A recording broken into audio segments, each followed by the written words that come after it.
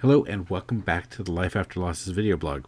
For the last several weeks, it feels like I've just been going non-stop, but when I finally hit my target this week and actually did stop, well, life had plans. Remember we talked about pivoting a few episodes ago? So let's jump into this, shall we? Entry 176, Transforming Ourselves.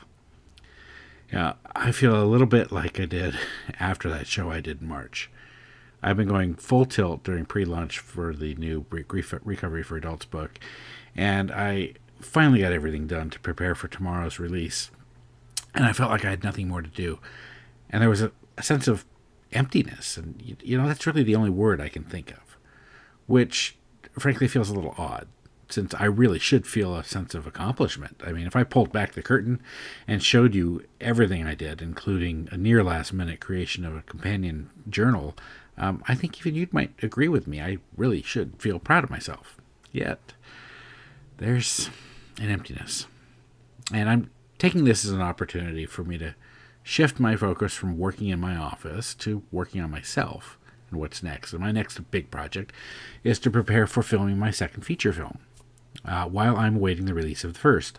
Now, I received the final script this week, and I'll just say I've got my work cut out for me, not only in dialogue, but in action.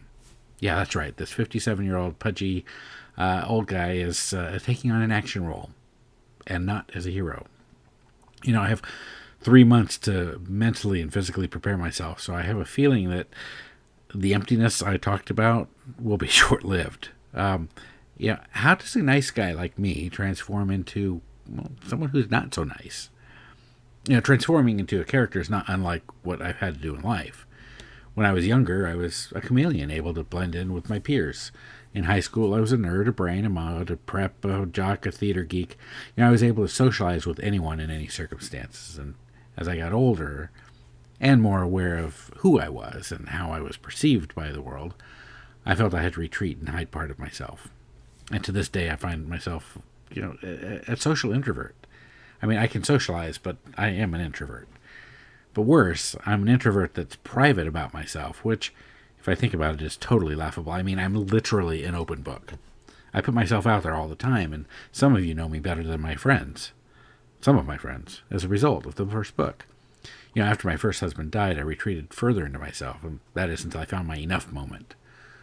And I started thinking that there was more to life than what I was living. And that's how I began to transform myself. I needed to see a future. I needed to see myself in a future. Then I need to figure out how to make that happen.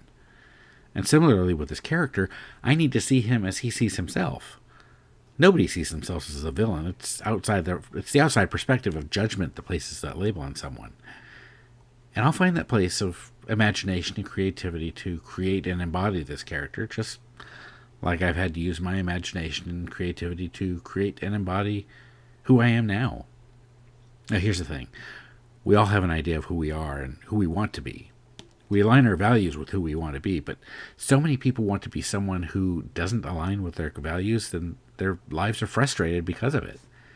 I need to embrace the values to play this character that are antithetical to who I am, and that's causing me a bit of frustration. The trick is then to know your values and align who you want to be with them. You need a clear picture of who you want to be on the other side of this transformation. And you need a foundation on which to build it. Your values are the foundation because they'll never trip you up.